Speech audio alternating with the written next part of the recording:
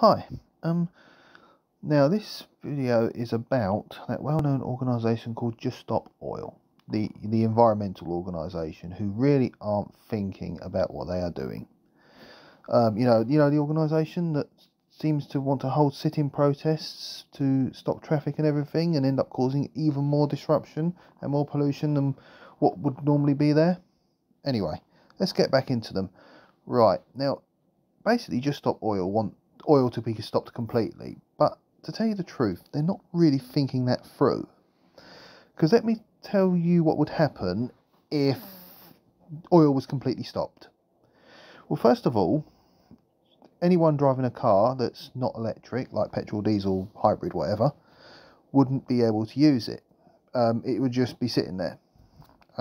So what would happen is you wouldn't be able to get to work, which means you wouldn't be able to earn any money, which means the economy would absolutely collapse. And it wouldn't just be car drivers either. You wouldn't be able to get there on a bus because most buses are diesel or either diesel completely or diesel hybrids. You wouldn't be able to get a train unless the line was electrified, like through the wires above or the third rail. So if you lived on a railway where it's diesel trains, you'd be stuffed. You wouldn't be able to get to work because the trains wouldn't be able to run either. And then there's a lot of those lines in this country, not just in the north, the west, and the north and and rural parts of the east, but also in the south as well. So basically that wouldn't work.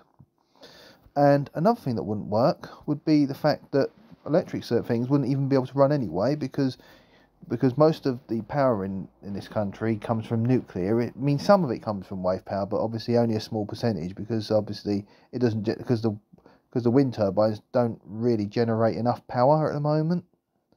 And there's too few of them, and you cannot litter the coastal areas with loads of wind farms, because that just wouldn't work either, because you'd have lots of eyesores everywhere, and it would take away people's views of the sea views and so on. So yeah, none of that really would work either.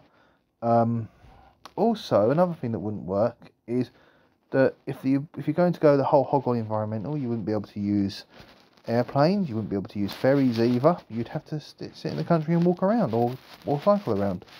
So, or use electric cars, which obviously again use generated power from the mostly nuclear power stations. So this group really aren't thinking it through. Now, I'm not saying this because I disagree with them. Because I disagree with the fact that climate change is happening, because ultimately it is. Because obviously the temperatures are a lot of the globe of the whole world is a lot higher than it was, and and this needs to happen gradually if we are going to do this, because the fact is the infrastructure of the country just cannot cope with it. Mind you, I think this is net zero. I don't think the country's economy can cope with that either, but obviously we'll reserve judgment on that and see how that goes. So yeah, these Just Stop Oil fanatics, they really aren't thinking this through, unfortunately. Now, again, I'm not saying this because I don't want us to be to be concerned about the environment, and I'd love to do more to help the environment, so we can basically stop climate change, or at least limit it the best we can. But another little factoid that I looked up is humans only create about 4% of the of the pollution in this world. The rest of it is through natural sources. I mean, you can understand it a little bit, because of volcanoes, etc. So yeah, these people aren't really thinking this through, really.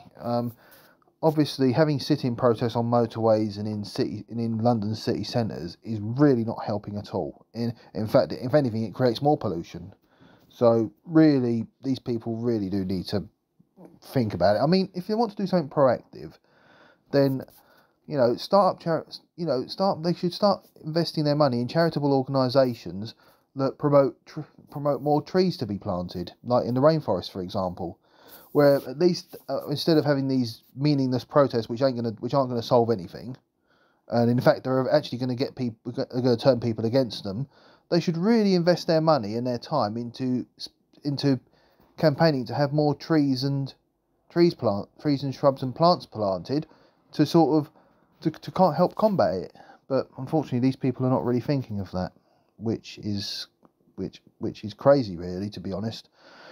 So yeah, if you want to help with the environment, then there are plenty of groups around who you can donate to, who help with tree growth and things like that, and also do some planting of your own, and plant trees, shrubs, and what have you.